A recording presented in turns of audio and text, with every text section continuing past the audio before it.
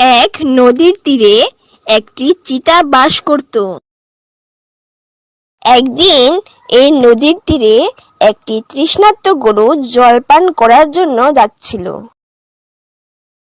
গরুটি যখন নদীর তীরের কাছাকাছি এসেছিল, তখন হঠাৎ একটি চিতার ভয়ঙ্কর গর্জন শুনে সঙ্গে সঙ্গে দাঁড়িয়ে পড়ল, আর গরুটি এদিক ওদিক দেখতে লাগলো। দেখতে পেল ওর সামনে একটি চিতা দাঁড়িয়ে আছে আর গর্জন করছে। গরুটি চিতাটিকে দেখা মাত্র প্রাণের ভয়ে দৌড়তে শুরু করলো।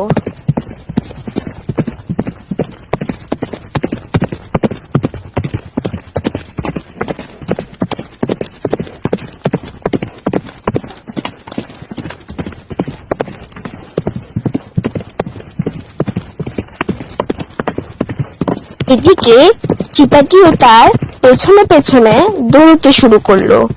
চিতা দৌড়তে দৌড়তে গরুটির একদম কাছে পৌঁছে গেল, আর গরুটিকে মেরে চিতাটি তার আহার বানিয়ে নিল।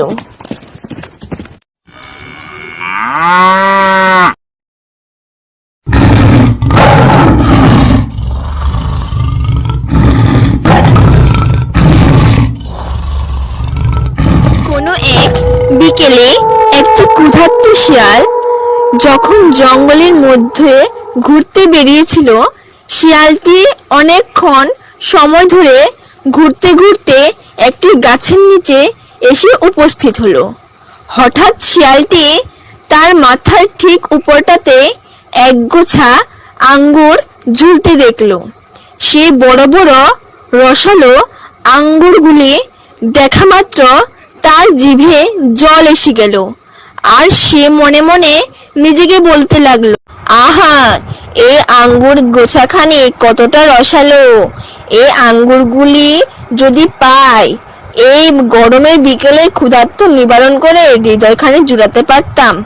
আমাকে চেষ্টা করতে হবে। শিয়ালটি আঙ্গুরগুলির নাগাল পাওয়ার জন্য লাফ দিতে থাকলো। সে বারবার চেষ্টা করতে থাকলো, কিন্তু তার চেষ্টা ব্যর্থ হলো। আঙ্গুর গাছখানি নাগাল পেল না। বেচারা শিয়ালটি আঙ্গুরগুলির আশায় ছেড়ে দিল, আর ফিরে যেতে যেতে নিজেকে এই বলে সান্ত্বনা দিল, ভালোই হয়েছে আঙ্গুরগুলি পাইনি, আঙ্গুরগুলি বড্ড টক ছিল। এই কথা বলে সে ওখান থেকে চলে গেল। একবার একটি ব্যাঙ শিকারের খোঁজে ডাঙায় বসে রয়েছিল। ব্যাঙটি হঠাৎ দেখতে পেল একটি ফড়িং তার সামনে। ব্যাঙটি ফড়িংটিকে দেখা মাত্র ফড়িংটির পেছনে পেছনে ধীরে ধীরে চলতে শুরু করলো। চলতে চলতে ব্যাঙটি একসময় ফড়িংটির সামনে চলে আসলো। এদিকে ফড়িংটি ব্যাঙটিকে দেখা মাত্র ব্যাঙটির কাছে অনেক কাকুতি মিনতি করতে লাগলো।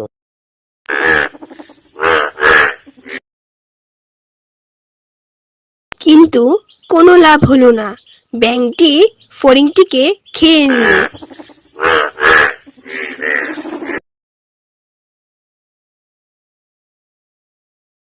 বন্ধুরা, আরো এমন সুন্দর সুন্দর ভিডিও পেতে গেলে আমার এই চ্যানেলটিকে সাবস্ক্রাইব করুন, লাইক করুন, আর ভিডিওটি কেমন হয়েছে কমেন্টে অবশ্যই জানাবেন।